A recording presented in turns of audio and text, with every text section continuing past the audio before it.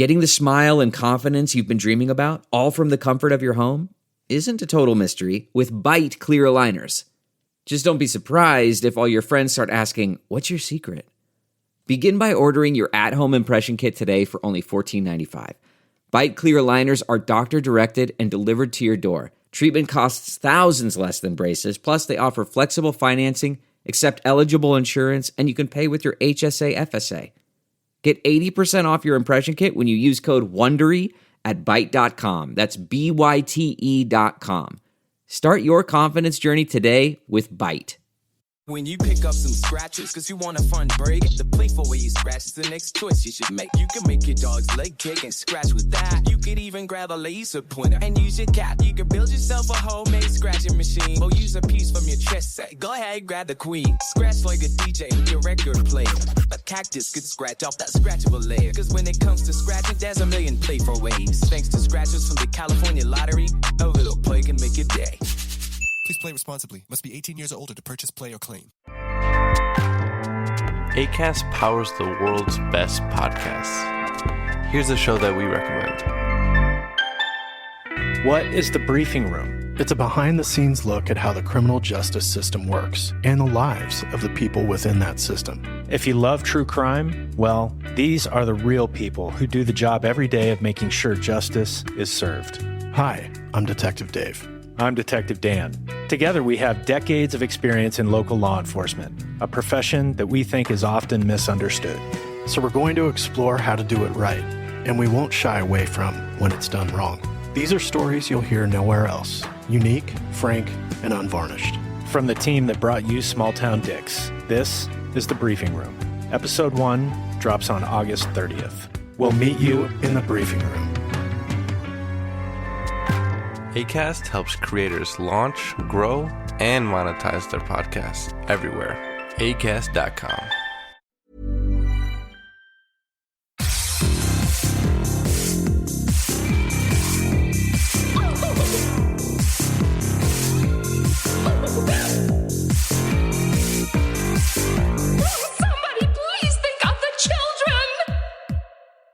And welcome back to Scarred for Life, the podcast where we open up old wounds by looking back at the films that scared us as kids. I'm Terry. I'm Mary Beth.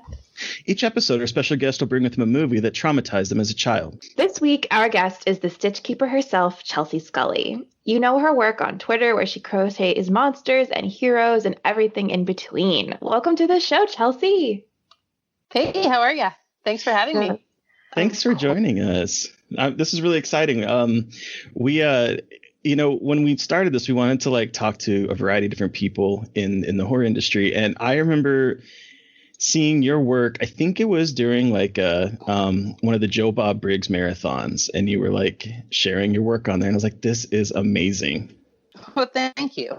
Yeah, that was the first one where I actually did a series of dolls. I was just going to ask how did you get into the horror genre? Has it been something that you've been a fan of your entire life, or how did you get into it? Oh, yeah.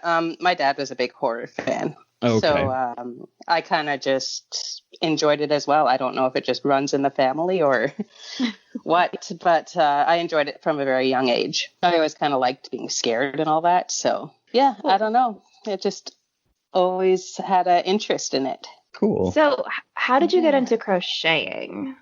My grandma, actually, she taught me when I was little. And I just made little blankets and dishcloths and that. But I learned when I was about 7 or 8. And then oh my gosh, wow. I didn't crochet for that whole time. I just kind of did it for a little bit. And then I didn't pick it up again until I was about probably in my late 20s. But I find when you learn to do something when you're younger, it kind of comes back to you easier. You know what I mean? Yeah. Mm-hmm. Yeah. So as soon as I picked up the crochet hook, I was like, oh yeah, I watched a couple YouTube videos to give it a refresher course, but yeah. So I love crocheting. I taught myself with YouTube videos because no one in my family does it, but I absolutely love crochet. I think it is so much fun. I have made blankets and dolls and stuff. So how did you decide you wanted to start crocheting these horror dolls? I actually found a book. Ooh. It was called Super Creepy Crochet. And it was in and so I found that, and it had patterns for little dolls. So I made one.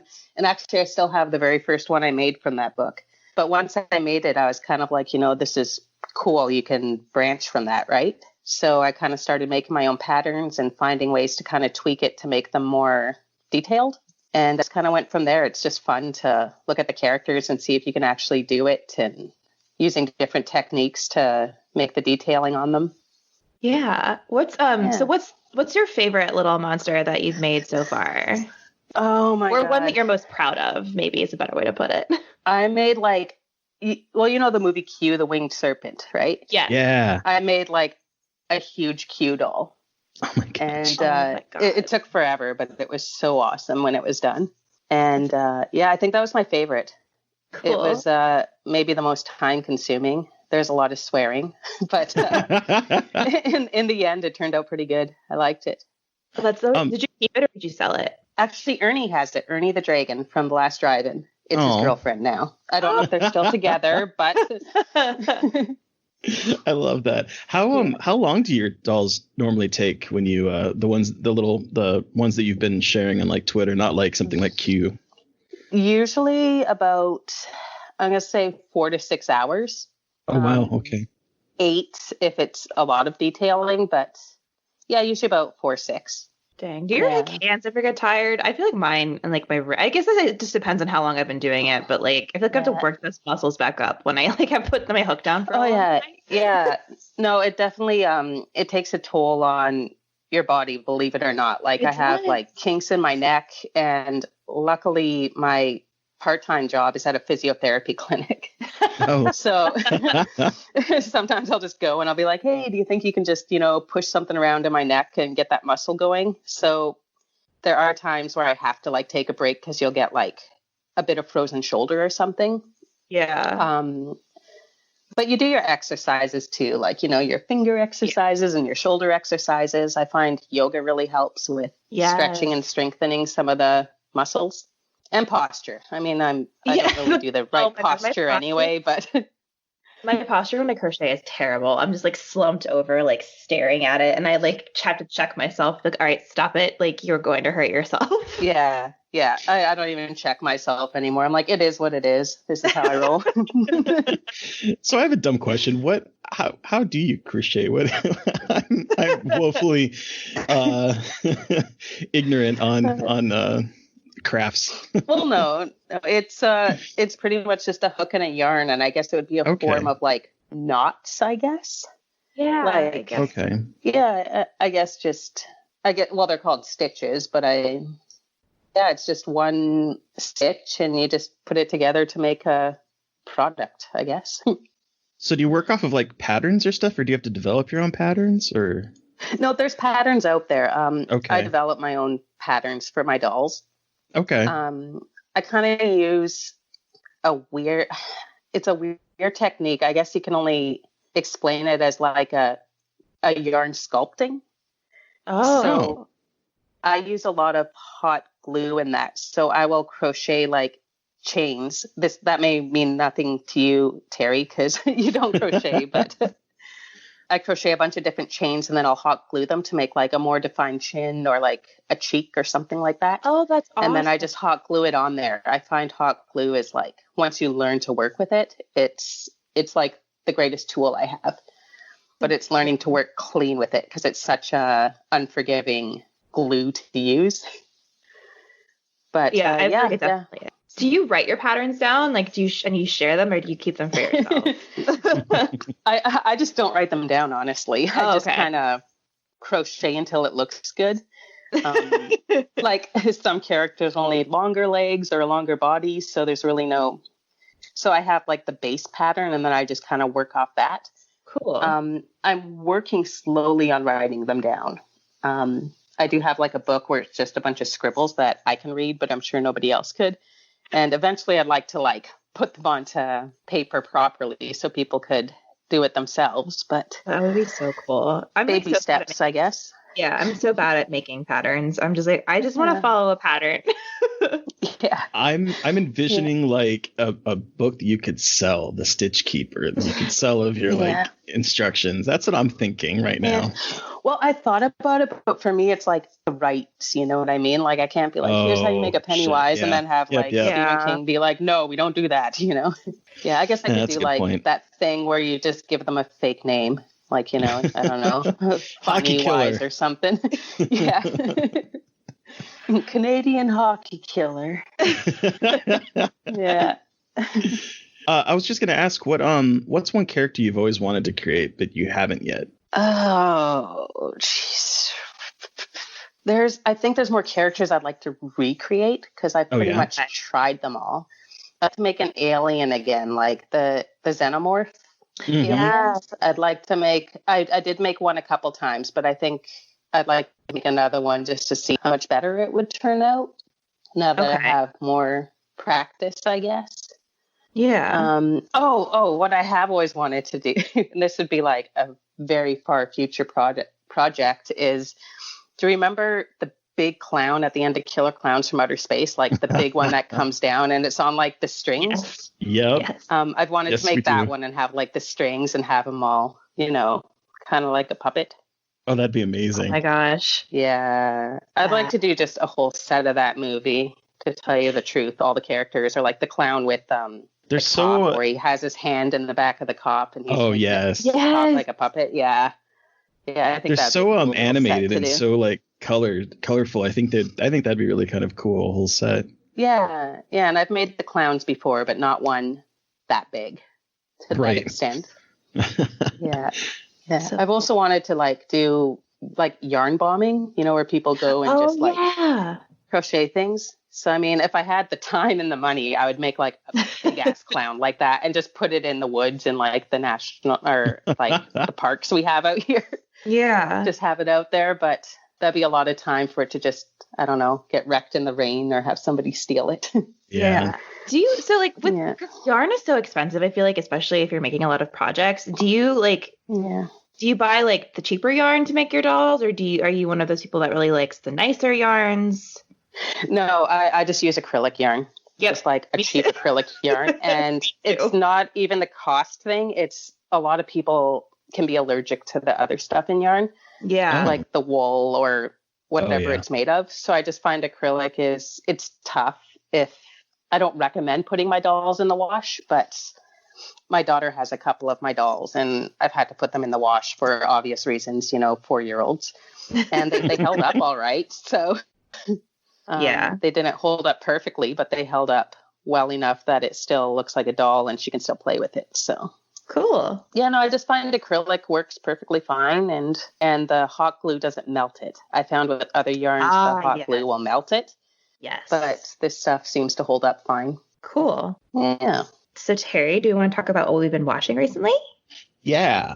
Cool. So Terry, what have you been watching? I have two that I'd like to talk about. One is just it's a rewatch, but I'm going to be on another podcast at some point, and so I had to rewatch Insidious.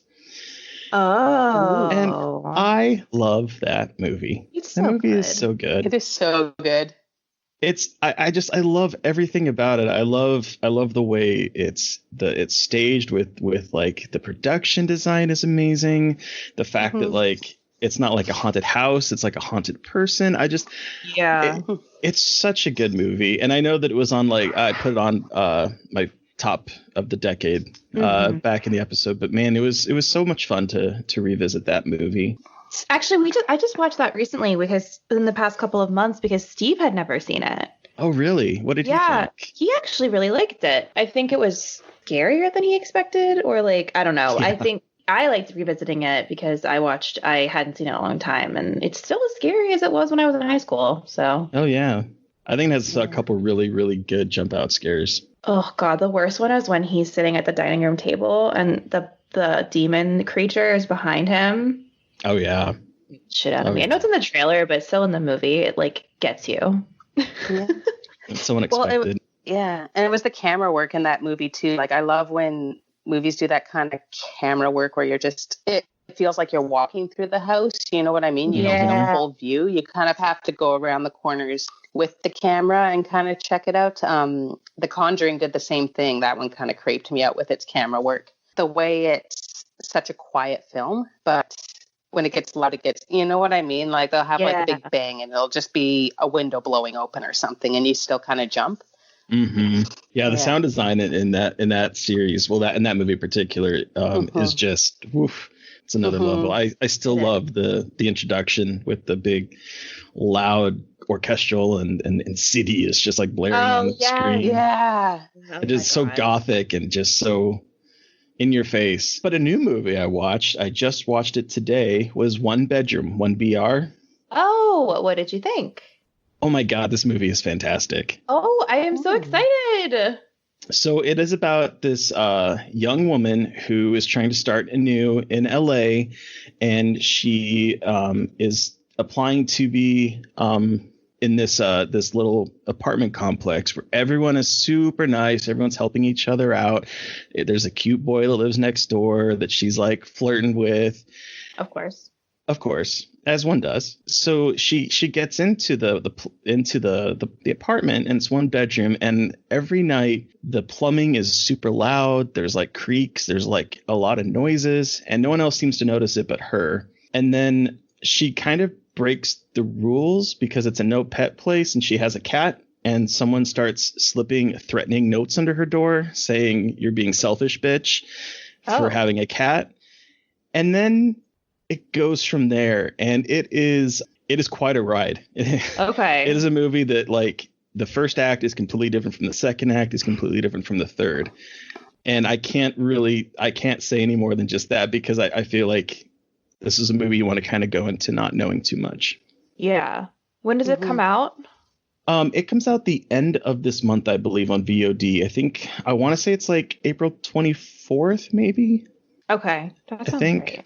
Yeah, I definitely think this is one to keep an eye on. It's very unsettling, and it's has some really trippy things to say. Cool. Yeah. I'm excited to see it. I remember hearing about it at other festivals. I just haven't been able to see it. So. Yeah, same. I've been wanting to see it since where did it like premiered last year at like, I don't remember. I can't remember. Fantastic Fest or something. I don't know. It was one of the fests last year, and I've been wanting to see it since then. So I'm really glad I got to see it, and I think fans of it kind of reminds me, like, I don't know. I don't want to say anymore. But it's really it's just really a good, right, exactly. It's really good, paranoid, very not what they seem type story. Yeah, that's it for me. What about you, Mary Beth? So I finally watched Gojam Haunted Asylum this weekend. Holy shit.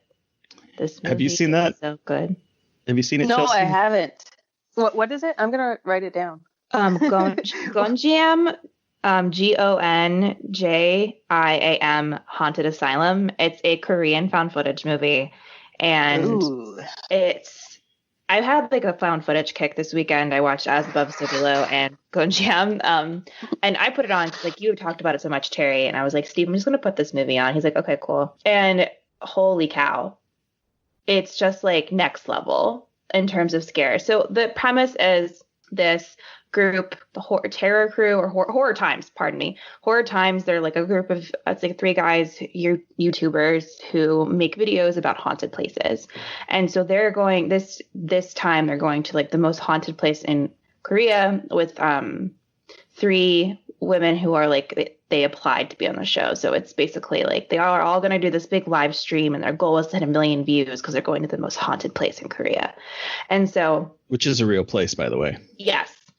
And so they go there and, you know, they do this typical like ghost show, like the door slammed. Oh my goodness. And then it just pulls some very intense scares that I was not expecting. Like there's some jump scares, but they're like, I think well-earned jump scares. I think the use of like found footage is really fascinating in this one because they use GoPros and live cams and also a camcorder. And so it's really interesting to see how they jump between the different cameras and how they use those different cameras. And I think it's terrifying. It was a movie that had me scared to go in the dark in my closet that night, which hasn't happened in a long time. It like got under my skin a little bit. It's from. It's kind of nice when a movie does that, though, isn't right? it? Like, It is. Absolutely. Because you don't, as you get older, they don't hit you like that anymore. So when I see a movie and I have to like turn on every light and then do that thing where you like turn on the hall light and then go to your room and turn off the hall light, turn on the bedroom light, get to your bed, position it so you can get right in there as soon as the light goes off. Yeah, there's some absolutely freaky imagery in this movie. And that was one of my favorite things, getting direct messages from Mary Beth as she was watching it, because like there are just some really freaky ass things in this movie. Yeah, I have a tendency to message Terry, like usually, especially when he like asks me to, or not ask me, but like recommend something to me and says crazy. I'll be like, all right, well, I have to let him know what I'm watching. And I also, so our friend of the show, Josh Anderson, he watched it after I tweeted about it, and he texted me and he was like, I had to pause it. I had to give myself a break. It was too much. And then he's like, okay, I'm going back to watch it. And then he said he loved it, but it gave him chills for the first time in a long time. So I was like, this movie is something special and it is being slept on. And Terry has been the champion, and I will join you as the champion for this movie because it is so good. And it's on Amazon. I don't think it's Prime, but it's I think you have to buy it. Like $3 to rent it. But it's I think it's worth every penny because it's a good time, and it's like an hour and a half, and it's just like prime spooky. So that's what I watched this weekend, and I was very, very excited by the choice I made. Oh, I'll have to check that out. I love found footage. Any found footage. I'm a whore for found footage. Then you will love this, and I would love to see some of like some dolls and some of the things that are in it. Yes, I would love that. Yeah. So does it have like creepy monsters and all that, like the creepy demon things? I guess. It's more like ghosts, but like, have you ever played Fatal Frame? No. Okay. It's basically like they're just like really creepy, fucked up ghosts. So they're all humanoid looking, but they're like uncanny. Like there's something off about the creatures in this. Yeah. Those are the best creatures, though. Yes, exactly. So there's a lot of moments where it's like it's a person, but it's like very obviously not a person kind of situation. Yeah, I don't want to spoil too much about it's like some of the things there, but there's a lot of really cool, creepy imagery that would be cool dolls that I would happily purchase. So, Chelsea, what have you been watching recently? Oh, I've been going through Supernatural, the whole season, like all the seasons. I watched it when it first, started years ago, and I think I stopped at like season 4 or something. And I just I just fell behind. That's what happened. I fell behind, and now they're at season 16 or something, 15. I was gonna say, anyway, it's their last season. Yeah, so there's a lot. There's like, I looked it up. There's like 300 and something episodes. I got to get shit. So I'm picking away at that. Cool. I forgot how great the second season was. I'm only on the second season, but anyway, I enjoyed it for the first 4 seasons I watched. Yeah. I hate calling movies a stinker, but this one was just a stinker. I found it. It was called I See You, and it had Helen Hunt. And I was like, I'm laughing because Carrie and I have talked about this movie. And did you watch it? Yes. Did you guys watch? It was just like, it had potential. And then like that second act, I'm like, okay, I see where they're going here. It also has, potential. And then they tried to tie it together, and it just seemed like they just were making 3 different movies. You know what I mean? Like, I don't want to talk about it. It was awful. It was a waste of time. I loved it. And, did you? I'm sorry. But, no, don't apologize. I think. I have a question. Can we can we actually talk about this movie? Like, can I talk about Let's just say spoilers for I See You, and then we'll put everybody, when we're done talking about it, we'll put it in the show notes so you can skip ahead. Yeah. Okay, cool. Okay, so at the beginning when the kid flew off the bike? Mm-hmm. Yeah. How? I was thinking maybe this is a ghost, and then I'm like, okay, so the kid got abducted, but did he just? Was this just I don't know.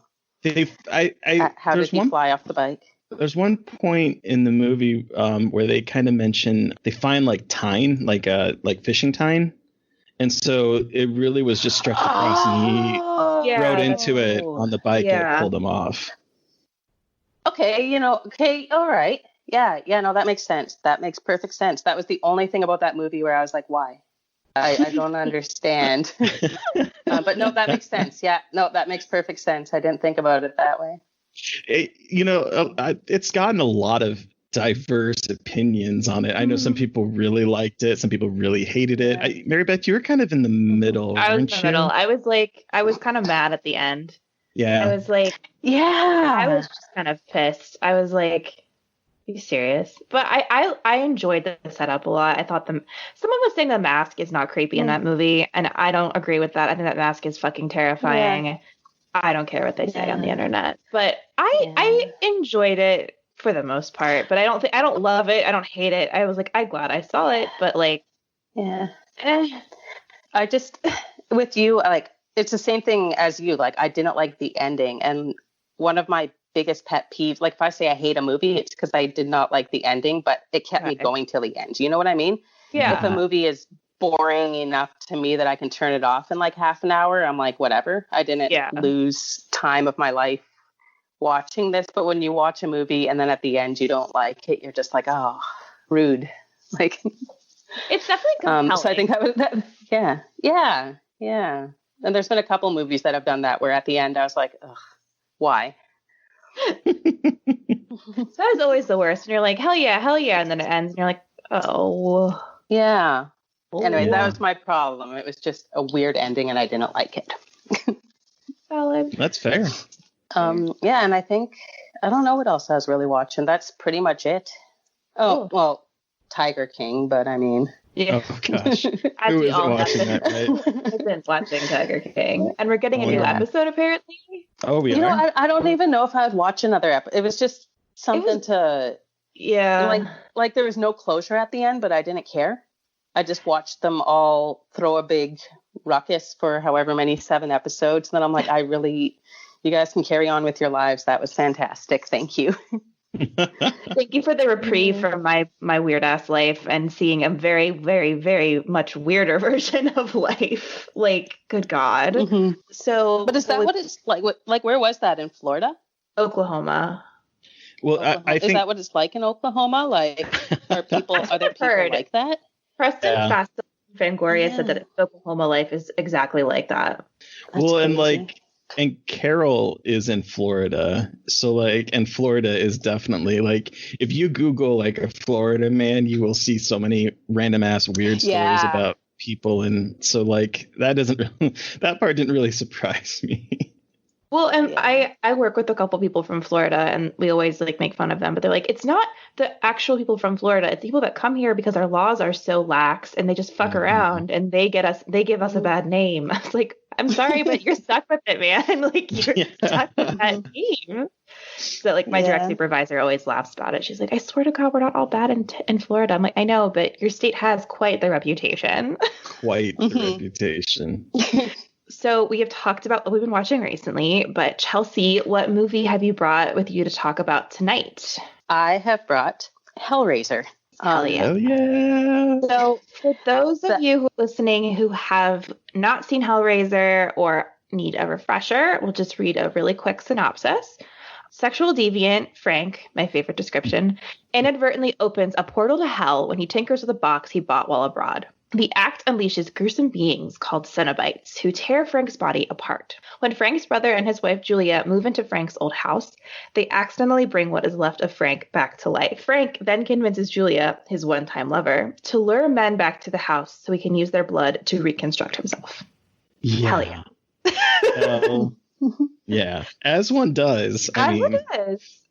So, Chelsea, how old were you when you saw this movie, and what? Okay. What did it? What? Okay, this is a weird one because I used to sneak out because my dad, like I said, watched scary movies, so I was allowed to watch some, but obviously not others like Hellraiser.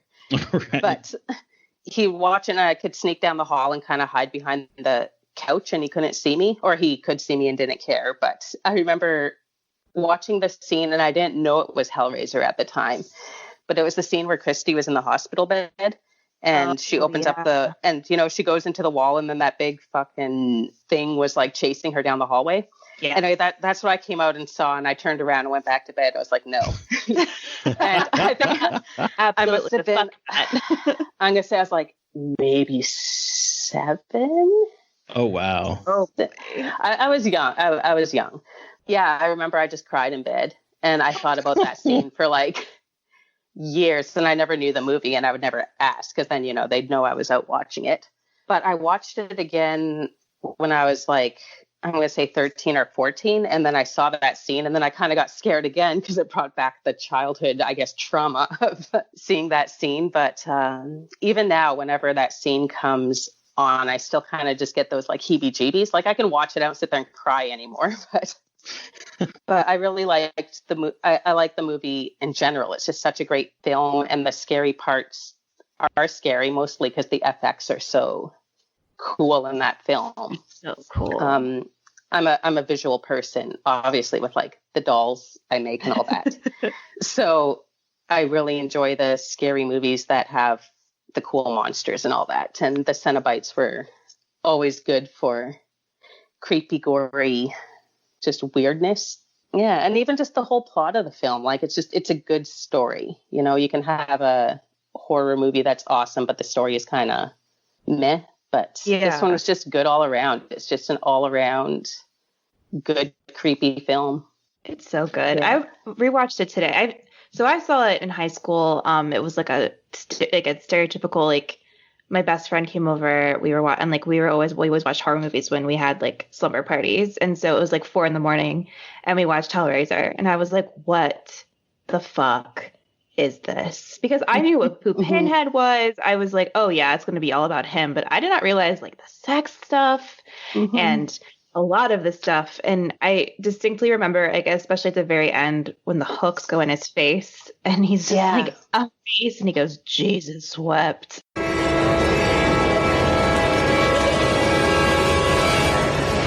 Jesus wept.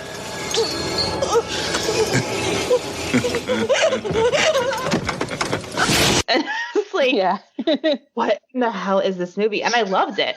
I was hooked, as they say. And yeah, that was one of like those movies that I was, I wasn't super young, but I don't think I really understood what was happening fully. Yeah. Yeah. And it holds up. Like even now when you watch it, it's super holds that just kind of holds up. Yeah. Like some films I think, oh, they're so awesome. And I watch them now. I'm like, oh, okay. I guess it was all right. But this one just looked cool. And the effects stand up so well, especially when Frank first comes back to life. Oh, I love that scene. Out of the floorboards. And it's just like so the nervous gooey. system. Like the nervous system is built up and like his brain starts forming and the fingers start coming out of the middle, and it's just like the rats are running around and it's just so well executed. I watched this and another movie last night about a werewolf that I won't say because it's for the podcast, but like I've been supremely impressed with the amount of special effect or like practical effects I've been seeing in like movies recently. Yeah, I think the 80s is like perfect for like that is the one thing that I love now that we're looking back at a lot of these films from when we were children is the amount of really awesome practical effects work from like some werewolf transformations to like this goopy thing. Like there's so much goop in this, but like it's so it was so cool to see how they would go about creating this in a time where it wasn't just something you could just throw up a computer generated thing on. Love practical effects. Like, oh, I did too. I think that's what's missing in the newer films. I mean, they're coming back to it in that, but CGI is definitely great. But I like it when it's used with the practical effects in a good way instead of just strictly CGI. You can tell the difference. That's all I'm saying. I can tell the difference between a head getting exploded CGI style or practical effects style, and I prefer practical. I'll tell you what, I cannot stand anymore seeing CGI blood and CGI fire. That there's nothing worse to me than seeing like when someone gets shot and they just use CGI to plant like a blood splat on someone or something. I'm just like, no, get a fucking squib. Yeah. CGI fire is awful too. I'm always like, we all it's so know that's not terrible. real. Come on, guys. It just looks so fake. Mhm. Terry, how old were you when you first saw Hellraiser? You know, I'm not really sure. Okay. I think it was in high school. Okay. And I honestly don't have much of a memory of this. I remember I read a lot of Clive Barker books. And so I had read this before I'd seen the movie, which is a weird transition to go into. Have you guys ever read the book? I actually was going to ask a question about like Clive Barker books and what I should read. So I have not, but I would like to start reading more of him. So can you tell me more about the book and also what Clive Barker books I should be reading? Yeah. I mean, this is a really good one to read. The Hellbound Heart. It follows a similar plot structure, except that Kirsty is not a daughter.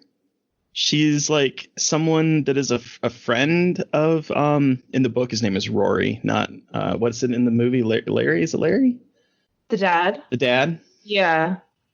Yeah, so she's like a friend of Larry that's like in love with him. Oh, interesting. Which is kind of weird. Is she still young? You know, I don't remember. It's been so long. I don't remember how old she is, but it's still kind of weird to consider that when you consider a lot of the like sexual overtones in this movie towards Kirsty. Yeah. And you consider that the character was at one point not, you know, related. But yeah, so that I definitely recommend The Hellbound Heart. I think the Books of Blood that he wrote, which are a bunch of like shorter stories. Talks about that one. Is Midnight Meat Train one of his short stories? Yes, that is in the Books of Blood. And that movie was a joke in high school because I saw it and I love that movie and I tried to get all my friends to watch it and they thought I was trying to get them to watch porn. They like didn't believe me that it was a real horror movie and I was like, no, Midnight Meat Train, it's really good, and like Bradley Cooper's in it and I was like, it's so gory and weird, and they're like, it's not, you're just messing with us, you just want us to watch porn. I was like, absolutely not, this is not porn, it is the opposite of porn. You know, so funny story about that too for me is that because that kind of got dropped here, like, you know, they put it off in a bunch of like second run theaters around us, right? And so like I got my friends to go see it, and first of all they're like, this sounds like a porno, and you're taking me to this like second run, like it's like in like it was in the bad part of town and it's all run down and like, you know, half the seats have like plastic on them. Like it was this rundown old theater. And I'm like, yeah, we're going to see this movie called Midnight Meat Train in this really shitty theater. I feel like there's no other way to do it. Well, no, there's not. Anyway. Okay, cool. Well, I will definitely be checking that out because I like all of the movies I've seen based off of his work. And he seems like the kind of weird, scary, sexy kind of guy that I like. So, yeah, absolutely. Chelsea, have you read any of his books? I haven't, but I do have one of his books in the closet in my pile of books that I bought because I'm going to read, and then I just never read them because I don't find the time.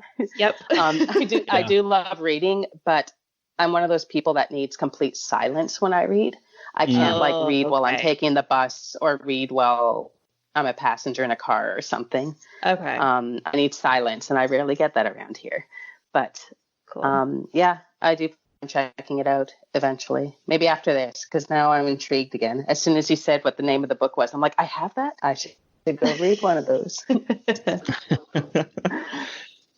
Yeah, I also really like he's gotten a lot into more fantasy, like dark fantasy type novels. And there's one that I really enjoyed called Magica. Okay, yeah, I've heard of that one. It's like it's a super long epic movie, but man, is it the thing that you got to know about Clive Barker is that he's a very he writes very descriptively. So like his books are very lyrical to read, and it's something that like I don't feel like gets translated well into film, even with Hellraiser. But his writing is just very. It's just very lyrical. It's like he's pulling out like a song almost. And and Magica is really, it's a stunner. It's a really good book. Okay. And so are the Cenobites in Hellbound, the Hellbound Heart? Yes. Okay, because I love the Cenobites. I want to talk about the Cenobites and Yes. and which Cenobite you are, because I asked Steve that this morning. I was like, which Cenobite are you? He's like, what? I'm like, tell me, which Cenobite are you? I was like, I guess I'm Pinhead. It's like, fine. I am the teeth chattering Cenobite. Me too. Oh. Yeah, he was creepy. Yeah. I think I'd be Pinhead. I'm going to have to go with the Pinhead. Yeah. So what I love about the Cenobites is that I was doing some research into this, and Jane Wildgoose did the costumes, right? And she says that when he was like when Barker was working with her to design the costumes, he gave her copies of an underground publication called Piercing Fans International Quarterly. And he wanted to make sure that she made them look like, and this is a quote, magnificent super butches. Okay. So like they were talking about like how they're dressed in leather aprons with open areas revealing strips of skin had been removed, and they were proudly displaying to indicate that their bodies are in a constant state of transformation. It just I love how like queer the costumes are. I mean, yeah, they're pulled from like, you know, S&M clubs that that Clive Barker would frequent. They're also incredibly queer. Yeah. Well, and they're beautiful in a sense, you know what I mean? Like they're just so, I don't know, it's creepy, but in a good way. Yeah. I forgot, I think I mentioned this already, but I forgot how sexy this movie was. And this time I really was thinking about like how there is a weird, like, this is going to sound weird, but like eroticism to the Cenobites, because I know that's like kind of what they stand for, but they capture that really well, especially in Pinhead and the female coded Cenobite who has the vaginal looking opening on her throat and has the pierce, like the wire piercing, but like there's something alluring about them, which I hadn't really thought about before when watching Hellraiser, but this time I was really clued into like the kind of terrifying allure that they have, and like how it isn't actually that inconceivable that someone might fall under that spell of theirs. Yeah, and that's one area in the book that is a little bit different than the movie, because in the book they give when a person solves the puzzle, they give them an option. They're like, is this what you want? So in here, it's sort of like it kind of feels like they solve it and then they come and they, you know, do the sex torture bliss thing. But like in the book, they actually offer Frank the option to join them or not. Oh, interesting. Yeah.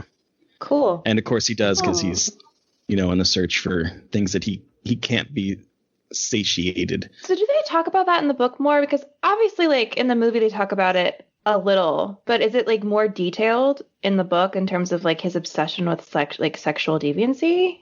Because like I don't get sexual deviant really from him in the movie that much. I just get that he likes sex. Well, what's funny about that is that they actually had to cut a bunch of the erotic parts out. Oh, okay. Because of the MPAA. Like, in fact, the flashback sex scene between them was actually a sodomy between Frank and Julia, and there was spanking, and the MPA like had amount of times that he could spank her before like it was considered obscene. So like they had to cut a lot of that extra erotic parts out, which is always so fascinating in the US when we're okay with the gratuitous amount of blood and gore and stuff, but 3 spanks, that's too much. Yeah. That was a different time. That was back in the 80s. Right. They were a little, they had some standards back then, but yeah, but even the sex scenes they had in there were very like, I love those sex scenes in that Hellraiser film. Yeah. And I really liked how wet Frank was. Like even in the beginning when like, even in the beginning when like he's like fully has all of his skin and everything, he's just like oozing sweat. He is, and the scene where like he's like knocking on the door to come in, Well, like in her he flashback, just escaped from hell. I mean, but I mean, even before that, when he's like solving the Yeah. puzzle for the first time, he's just like covered in sweat. And when in flashback, when he's knocking on her door, it's raining, so he's just like drenched. Like he is always wet. And then of course he's literally glistening in blood and viscera. Yeah. And I also didn't. I like. He's grimy. Yeah. Like it's interesting because at the beginning too, like you said, he's sweaty, but his nails are like completely caked in dirt, and like he's always like this grimy, but like again alluring figure that is like you should maybe be a little bit disgusted by him, but really you're like I'm into it. I don't know. Well, he has like that bad boyish kind of thing to him, you know? Like Oh yeah. he's dirty, but he is also like searching the box. He's kind of like, I don't know, the Indiana Jones of like horror movies. Like, Oh my God, I looking for love this that. box for years. Oh. And, yeah, so he's got that kind of like dirtiness to him, I find, you know? Not like I was incredibly attracted to him on in drugs this. dirty, but like archaeologist sexy, I guess. Yeah, that's a good archaeologist sexy. Yeah. It's a thing now. I love it. Well, and even like, I guess I hadn't really thought about the movie too much from like a queer perspective, even with the fact that it was, written by a gay man. But like when he's feeding off of the men that she brings him, there's something very erotic about it. Like I specifically took a note about the one guy where like he's like the body's against the wall and he's up against the back of him, and like his fingers enter the guy's neck, and it's very like penetrative, I guess. Yeah. And there's like, and then he like sucks him dry, and there's just like so much queer coding in this that I completely never saw before for some reason. Yeah, I actually had never thought about that either. And then like, can we talk about Kirsty? I was gonna say, why every man in this is like lusting after her? It's kind of creepy. I also love her. She's one of my favorite final girls. Oh yeah. I love her. Mm-hmm. Oh yeah, she's like tough as shit. She was having like none of that. None of it. You know what I mean? Like, I mean, if Pinhead came out of the wall and I just sit there and cry, I say I would be tough, but I'd be like, no. I'd just be dead. But no, she fought it, like just to see something like that and be like, no, I'm going to fight instead of go with him. Yeah. And like when she faces Frank for the first time and like grabs the puzzle box and like throws it out the window, basically saying, fuck you, go get it. I was like, ooh, girl, you have some spunk. Well, and also there's that entire part where she works in that pet store and the guy puts his hand in the crickets and then he eats the crickets off his hand. Mm-hmm. That part. Yeah. I had completely forgotten about that part when I rewatched it. And I was like, what is happening right now? Well, and like her father is like questioning why she needs to go get her job. Like he's basically like on the phone. He's like, just come live here. You've made your point. Now come back home. And then like her boyfriend or her soon to be boyfriend, I guess, is filling up her drink at dinner. And she's like, I won't be able to stand. He's like, so lie down. And there's the movers of the mattress. I'm just like, it's just like there's a lot of really interesting looks at sexuality in this movie, like in terms of I don't know if consent is the right word, but like different kinds of sexualities and like the ways that sexuality it can like present itself. Because I feel like there's a lot of misogyny in this movie, and I'm not quite sure yet if it's intentional or if it's just a product of the 80s. I feel like it could be either one at this point, but it does feel very interesting in a movie that is about like essentially summoning BDSM gods, having her being completely subjected to like the stereotypical male gaze is like a really interesting kind of discussion about like how sexuality presents itself as in like scare quotes normal versus like these deviant and scare quotes sexualities that the monsters represent. So that's really interesting. Or the way like Frank says, come to daddy.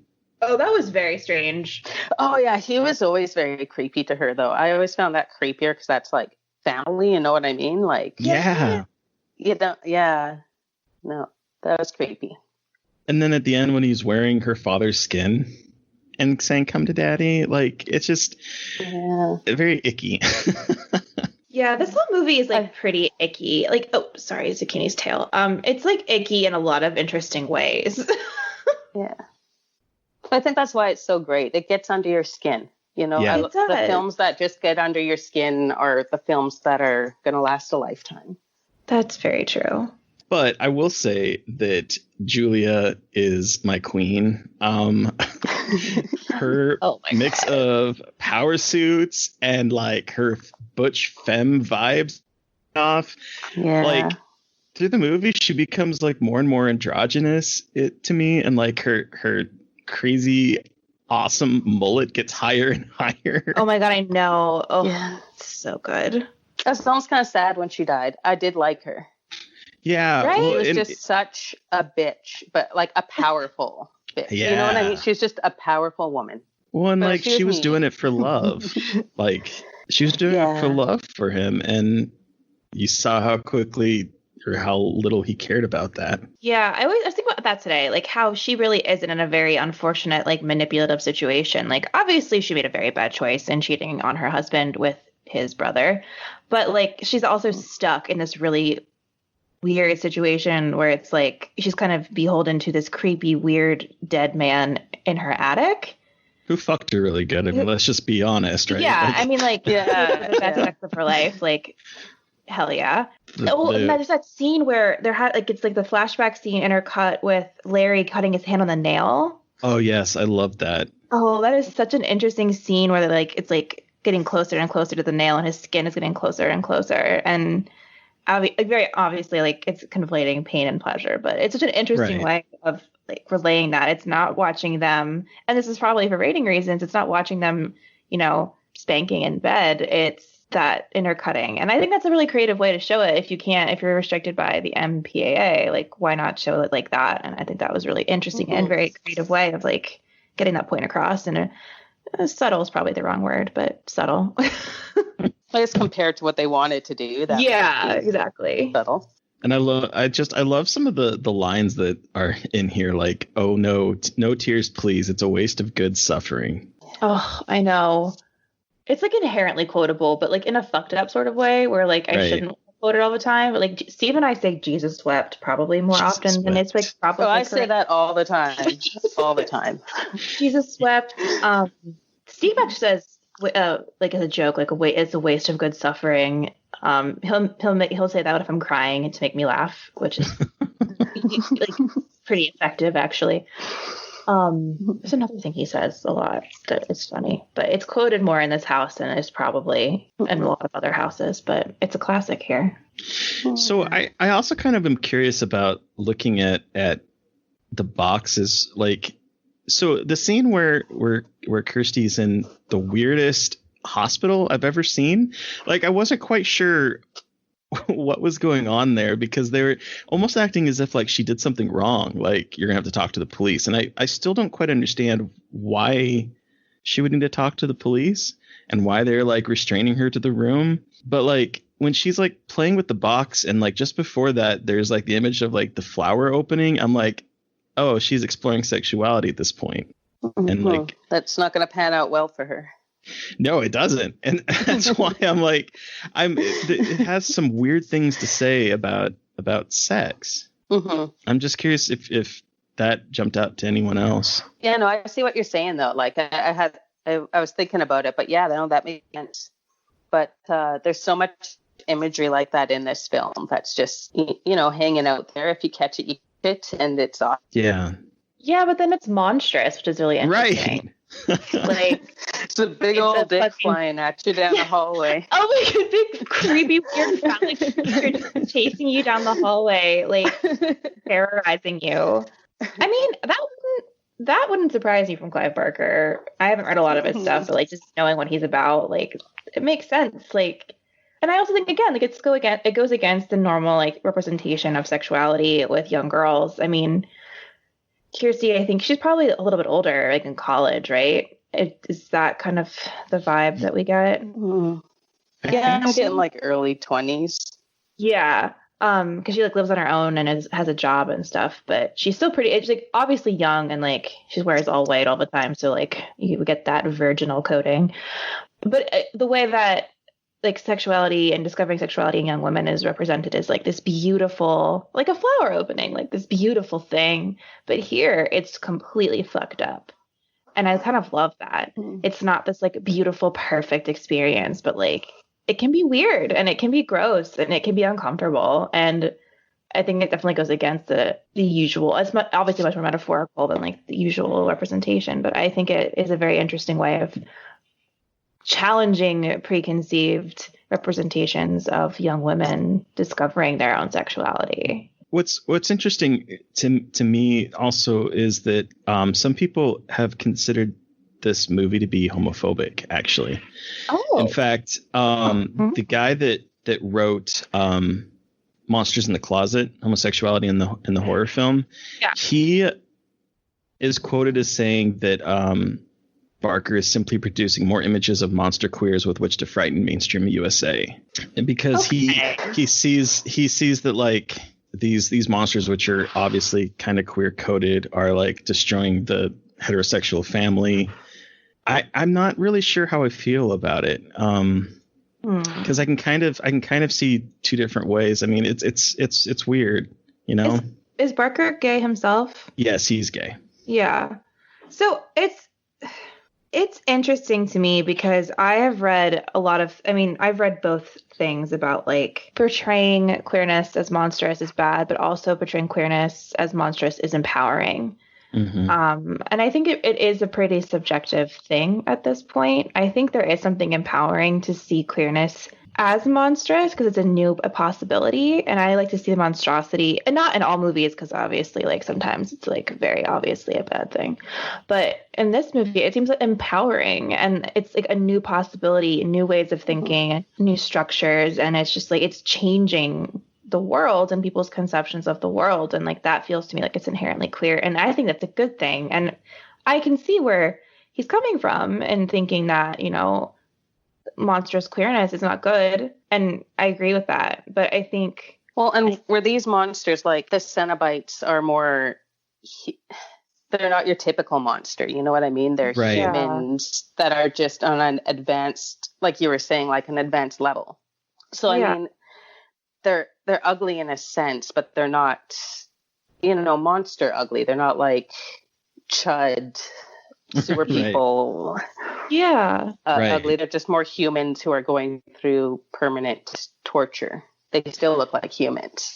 One of the things that Barker does examine a lot in his books and in his movies, I mean, you can also see it in Nightbreed, is this idea of like the monster is the outsider who is banished from society.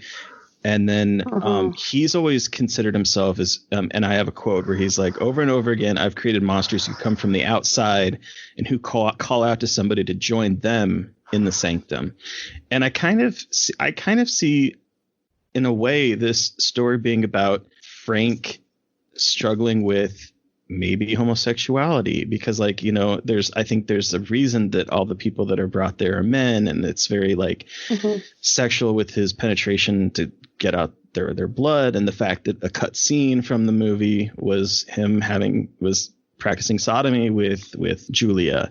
And like I kind of feel like maybe some of that was kind of cut out of the film because Hollywood got a hold of it and wanted to make another, you know, big monster film.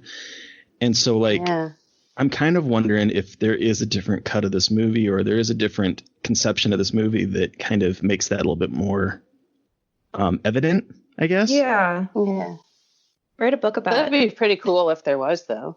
Yeah. Well, I mean, there's a lot of things that got changed from this. Like he wanted Coyle to do the music for it, and Coyle has like an openly gay. It's I think it's like two guys, and either one of them or both of them, I don't know, is openly gay, and like Hollywood didn't want to do it because it was cheaper to have an in-house band. So like there's like all these like changes that Hollywood did because they didn't want to use Hellbound Heart for the title because they said it sounded like a romance. So like they changed all of this stuff that he was forced to do to make this movie. But remake Hellraiser 2020. Yes, please. With I mean, if we're talking about things we want to remake, Tilda Swinton. Oh, fan cast. Tilda Swinton. I'd like to see her as a Cenobite. But I haven't actually seen any of the sequels either. Yeah. No, I Are haven't they- either. Oh, are they worth digging into? Have you seen them, Chelsea? I think I stopped at 3. Okay. And I don't recall enjoying them that much. Like they were what they were. But there's just something about the first one that I absolutely adore.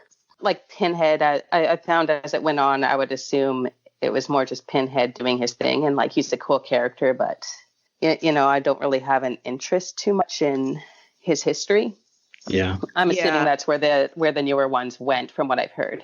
I'm quite sure I have them sitting on my shelf. I just never once again got around to popping them on, but they're there. Cool. Well, have you guys watched them? I have not, but I will say I know that the Joe Lipsett really likes them. He's one half of the Horror Queers, and he really likes Hellraiser Bloodline, I believe it is. Oh, I've Is heard that the new one? Yeah, I've heard a lot of people actually talking about how it's good. I think it was the night from 1996. I think that's the one where they go into space. That's the space one? I think that's the one he's talking about. Oh my gosh. Was there one where he's they probably went to like space? Say what? Did they go to space? Yeah, this one was like some of it was like set in the future in space, and some of it was set in the past. Like there's like 3 different timelines. It's like all over it's like a different timeline. I'm sure Joe is listening to this right now going, God damn it, Terry.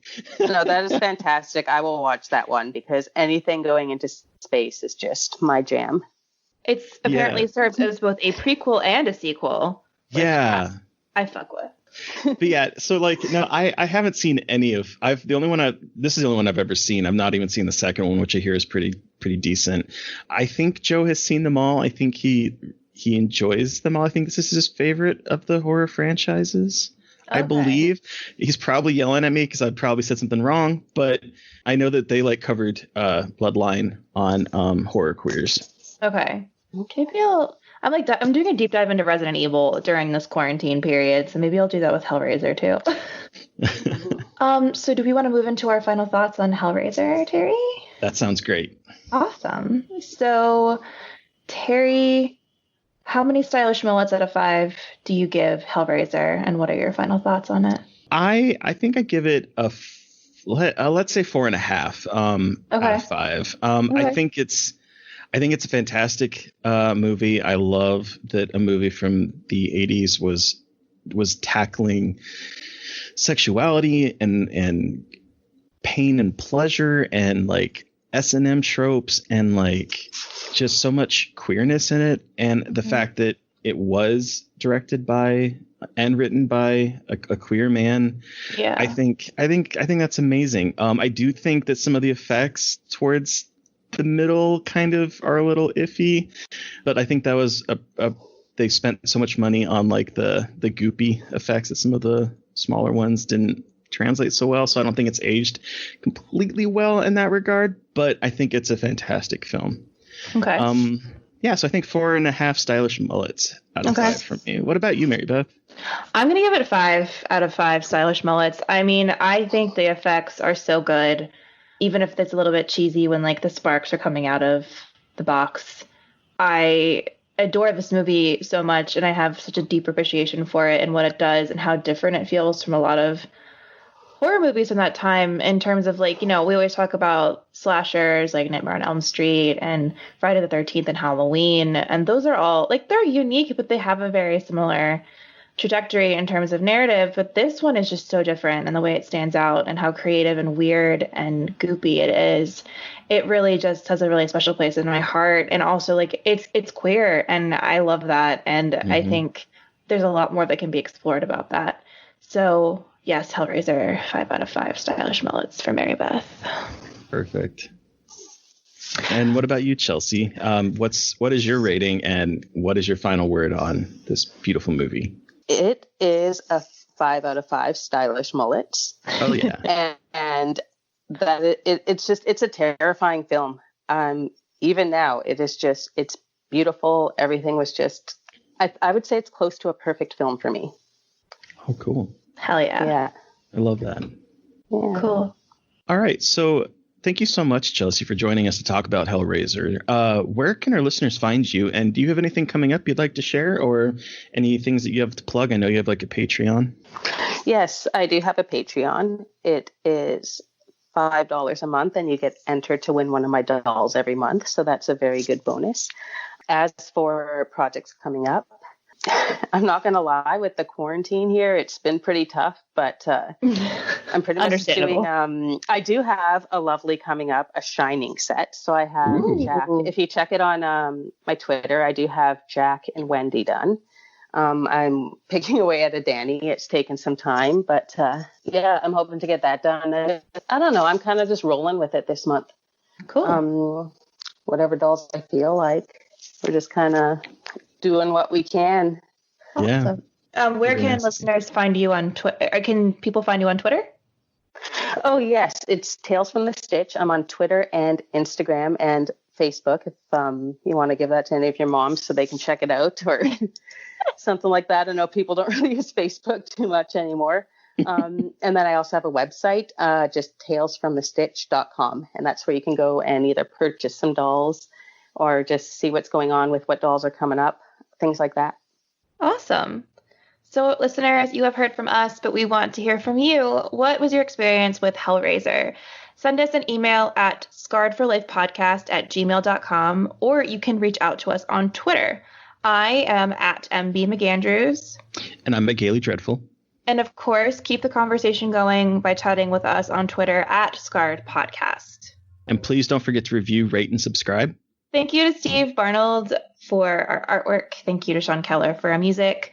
And thank you to everyone listening. Please stay safe out there, but most importantly, stay creepy. And until next time. Won't somebody please think of the children?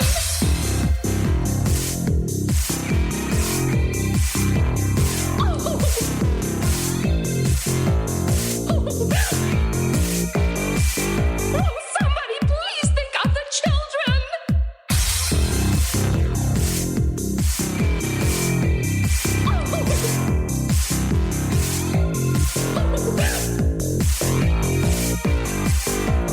Somebody please think of the children!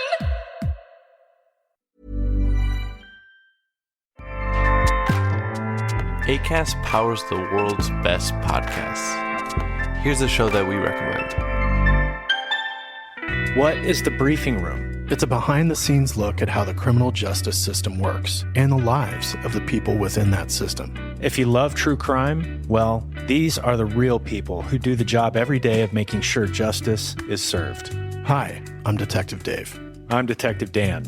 Together, we have decades of experience in local law enforcement, a profession that we think is often misunderstood. So we're going to explore how to do it right, and we won't shy away from when it's done wrong. These are stories you'll hear nowhere else. Unique, frank, and unvarnished. From the team that brought you Small Town Dicks, this is The Briefing Room. Episode 1 drops on August 30th. We'll meet you in the briefing room. Acast helps creators launch, grow, and monetize their podcasts everywhere. Acast.com.